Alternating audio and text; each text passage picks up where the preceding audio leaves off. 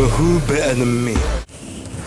Ladies and gentlemen, welcome back to the channel, and welcome back to even more end of year awards. Now, this one is the Male Fighter of the Year 2023, and I think before we even start, it's about to get controversial, because there is a name that is not in this list, and that name is Terence Bud Crawford. Now, the reason for that, don't get me wrong, everyone knows I'm a huge admirer of Terence Crawford's work in the ring. I think he is pound for pound #1, at very worst 1B. He's not even #2 at this point in time. However, the people on this list, I feel like while he may have had the most significant win because of the history behind it, he only fought once, and I can't reward that level of activity when there was other people that did more and, you know, put themselves out there more and still took hard tests. So for that reason, Terence Crawford doesn't make the list, but that doesn't mean that I don't hold him in high esteem. As I said, he's still one of the best in the game, and there's no disputing that. So with that shock over, I guess you guys can find out who is in my list. So with that being said, let's get to the awards. So my number 5 pick for Male Fighter of the Year 2023 goes to Tim Tszyu. Now, Tim has been active this year, and I have to reward activity, especially when it comes to a goal. Like, ultimately he was waiting for Jermell Charlo. Jermell Charlo dipped out on him on a couple of occasions, the latest one to go and fight Saul Canelo Alvarez. So Tim Tszyu did what Tim Tszyu had to do, which was stay busy. He fought Tony Harrison at the start of the year. I think that was in March. He then went and fought Carlos Ocampo, which was nothing more, I guess, than a tick over realistically. Got him out of there in a round. So did it slightly better than Errol Spence Jr. did. But that being said, you know, he got out there, did that, and defended his interim WBO title.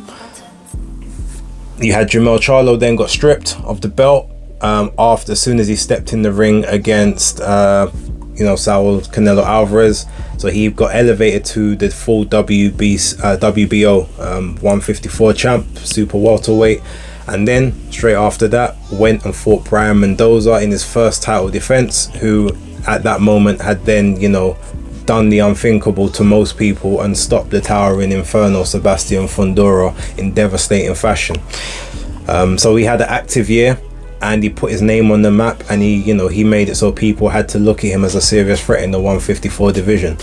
As he made an impact, and especially doing it from Australia, where a lot of the Western world don't necessarily give a lot of plaudits to that region, I feel it was only right he made the list, and that's why he is number 5 on my Male Fighter of the Year 2023 list. Now, my number 4 Male Fighter of the Year for 2023 goes to Joseph Parker. Look, the end of 2023 was not a great time for Joseph Parker.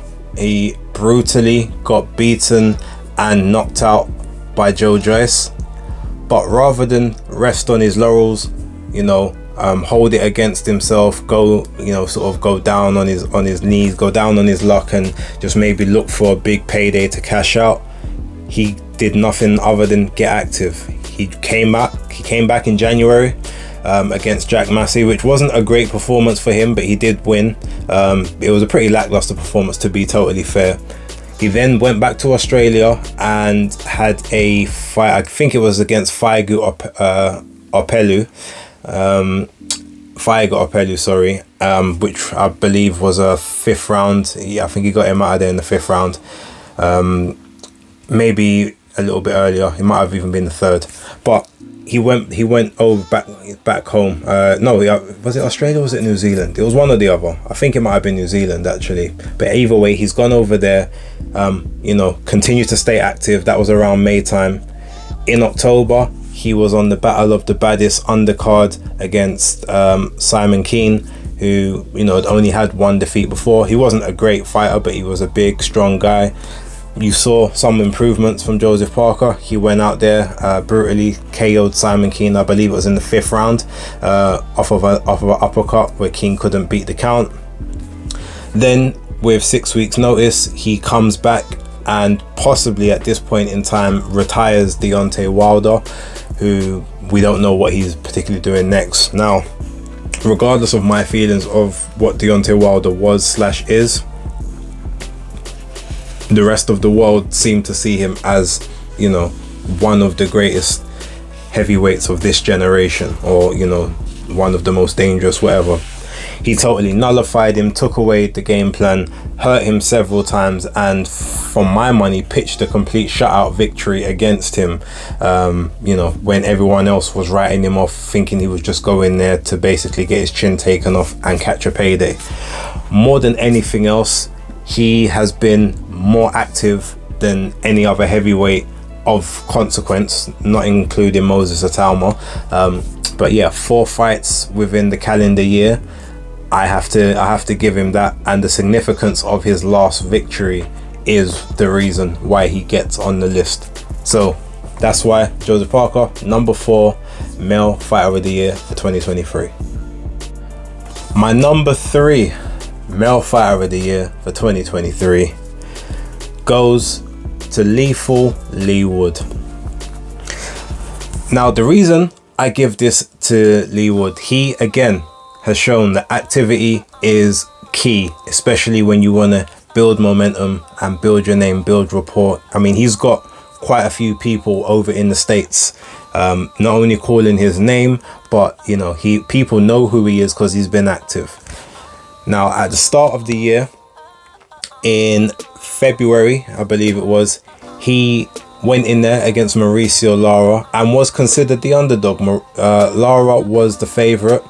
He went in there and boxed well against Lara, but ultimately got knocked out quite brutally. The knockout, it would have ended brutally. The knockdown was brutal, but then the team decided to pull him out of the fight to prevent any further damage. He immediately activates the rematch clause less than 4 weeks later, and basically manages to get his belts back, pitching a near perfect performance against Mauricio Lara.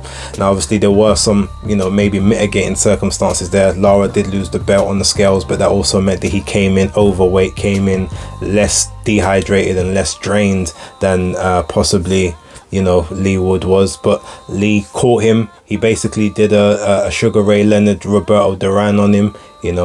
Lara was maybe out there partying a bit too hard, happy that he'd won the belt. He announced the rematch. Maybe Lara didn't have enough time to train properly, but he knew the adjustments he had to make.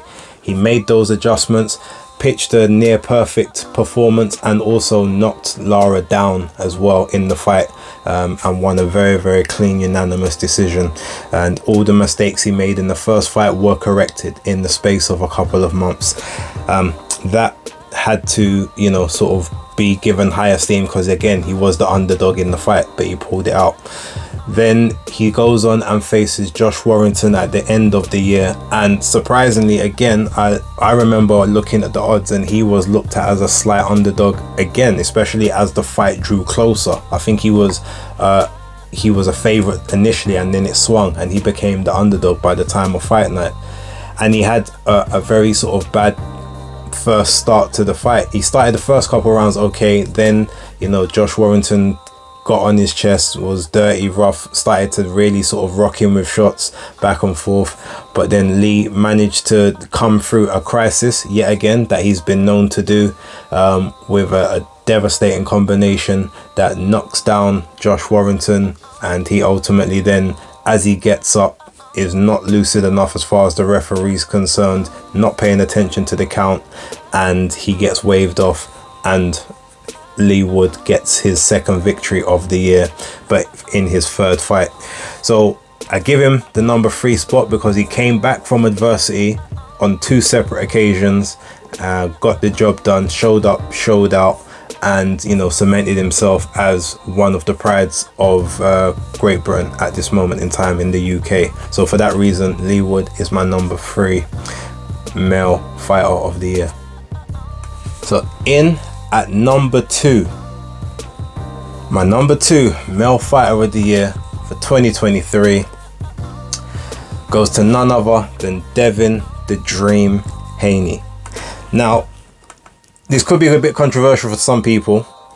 A lot of people feel as if Devin was, given a gift decision against Lomachenko in, their fight that they had back in May.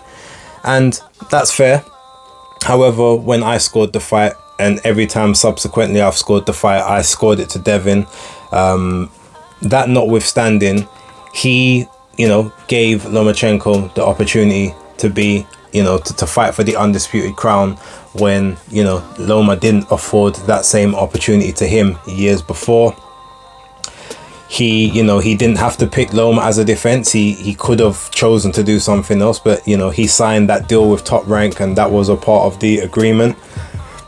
He decided to honor that, took on Lomachenko, beat him. It wasn't the most convincing of wins, but it was a good, fun, back and forth chess fight, as it should be against 2 elite level athletes, or at least world class. You get back and forth, you maybe get a bit of indecision and controversy from time to time, but Devin showed up, showed out, stayed on his feet, did enough work through the early part of the fight, especially, to eke out the points win. I had it 116-113 to Devin, so I had it 7-4 and 1 even on my scorecard. And with that being said, he then moves up in weight from 135 to 140 and faces no less than the second best 140 pound champ in the division in Regis Prograis. Whether you had him as number 1 or you had him as number 2, he was definitely one of those. Devin jumped straight up, no tune-ups, no warm-ups, goes in and pitches a number 1, a career best performance, but almost a year best performance of anyone. A 12-0 shutout against a much bigger, a much more feared, much bigger puncher. He took away every single asset that Regis had, dropped him in the 3rd round, hurt him badly in the 5th and the 7th, and just consistently and systematically beat him up and broke him down in every round except maybe the 12th, where he decided to take his foot off the gas a bit, knowing that the job had been done. But just due to that fact, due to those 2 very high profile wins, especially the Loma one, where I think he was considered a slight favorite, but Loma was definitely a live dog in that fight. And then this one, that's why for me, Devin Haney grabs my number 2 spot, and I'm keen to see what he does moving forward next year. Hopefully he can be a bit more active, but even if he's not, if he keeps moving this trajectory, I've got to salute him. So with that being said, Devin Haney is my number 2 male fighter of the year for 2023. Okay guys, look, there's no reason to even beat around the bush on this one. My number 1 male fighter of the year for 2023 goes to none other than Naoya Inoue. Now, if we cheat and have a look just 2 weeks prior, in 2022, he became undisputed bantamweight champion. It wasn't his fault that it was Paul Butler that he had to fight for that undisputed title, but he became undisputed. Then jumps up in weight to super bantam, and in his very next fight takes on the quintessential number 1 guy in the division in Stephen Fulton, the guy that everyone thought would be too big for him, sort of too slick, just outbox him, outmaneuver him, and no one knew would the power really carry up to a 5th weight class. Well, in the fight, Naoya Inoue was the one that ended up being that slick black fighter. He outmaneuvered Stephen Fulton, out-hustled him, outboxed him, out-strengthed him.